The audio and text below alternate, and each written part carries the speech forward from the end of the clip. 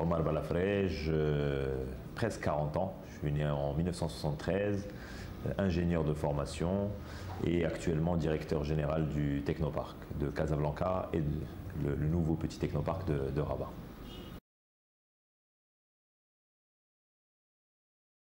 Voilà, bon, j'ai fait des études scientifiques, classe préparatoire, j'ai fait au lycée Janson de Sailly à Paris et j'ai intégré l'école centrale de Lyon. Donc j'étais une formation d'ingénieur, fait une formation d'ingénieur généraliste avec une petite spécialisation en mécanique des fluides. Alors j'ai travaillé un peu en mécanique des fluides, mon premier boulot qui était un stage de fin d'études long qui a duré 6 mois en Angleterre, mécanique des fluides hydraulique, et puis j'ai bifurqué. Après ça, en décidant de rentrer au Maroc, j'avais la volonté de rentrer au Maroc, j'ai commencé ma carrière professionnelle dans le groupe ONA. À l'époque, c'était en 80, je ne vais pas dire de bêtises, mais en 97, au sein du département contrôle gestion et audit du groupe ONA, il y avait eu des recrutements de profils assez différents, des gens, des ingénieurs, des gens qui avaient fait des études de commerce, et quelque chose d'intéressant, on avait une année où on faisait le tour des filiales, des différents métiers du groupe ONA. Donc j'ai passé 1 an à faire le tour de pas mal de filiales dans les mines, dans le sucre à la Cosima, à Centrale Laitière. Centrale Laitière m'a pas mal marqué, j'ai vu l'amont laitier à l'époque, c'était dans le monde rural. Après avoir passé plusieurs années à l'étranger, c'était intéressant de rentrer dans le monde rural marocain. Donc j'y ai passé 1 an, puis je suis resté dans le groupe ONA, mais j'ai travaillé pour une de leurs filiales basée à Paris, en Côte d'Ivoire, à Madagascar et en France, donc dont le siège était en France, qui travaillait dans le poisson, ça s'appelait Pêche et Froid. Donc j'ai travaillé 3 ans en contrôle de gestion. Je suis devenu responsable du contrôle de gestion de cette structure.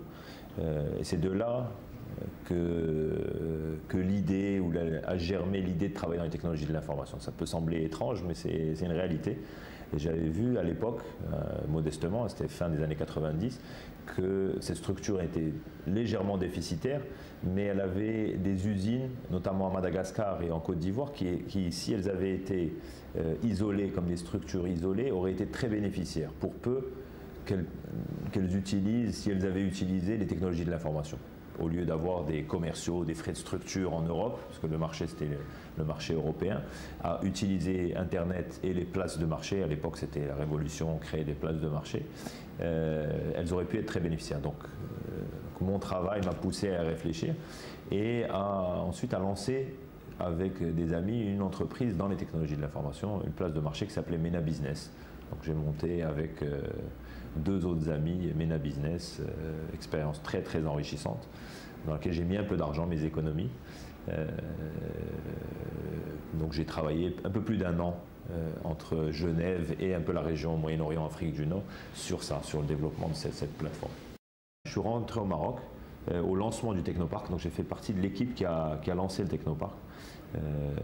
J'y ai travaillé, puis j'ai travaillé un peu dans le même domaine à Ifrane, à l'université Al-Akhawayn, pour le rapprochement des laboratoires et des entreprises et technologies de l'information, sur un projet qui s'appelait Ifrane Technoparc. Puis dans la continuité de ça, j'ai travaillé pour la Banque mondiale, entre le Maroc et l'Algérie, pour la création de services, le développement de services aux PME de la part des associations professionnelles.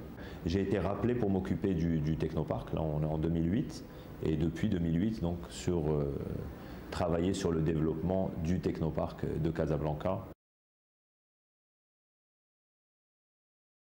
Mon conseil principal, c'est de bien réfléchir et de bien réfléchir sur qu'est-ce qu'on veut faire de sa vie.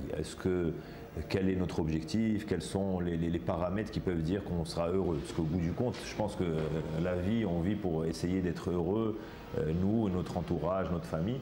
Donc il y a des gens pour lesquels être heureux, c'est gagner beaucoup d'argent, et simplement gagner beaucoup d'argent, il faut qu'ils cherchent ce type de carrière. Moi, c'est pas tellement ça. Je conseillerais vraiment de réfléchir à la notion du bonheur. C'est quoi le bonheur? Est-ce que c'est un travail stable qui est enrichissant, épanouissant? Est-ce que c'est l'entrepreneuriat, créer sa propre entreprise avec potentiellement s'enrichir financièrement?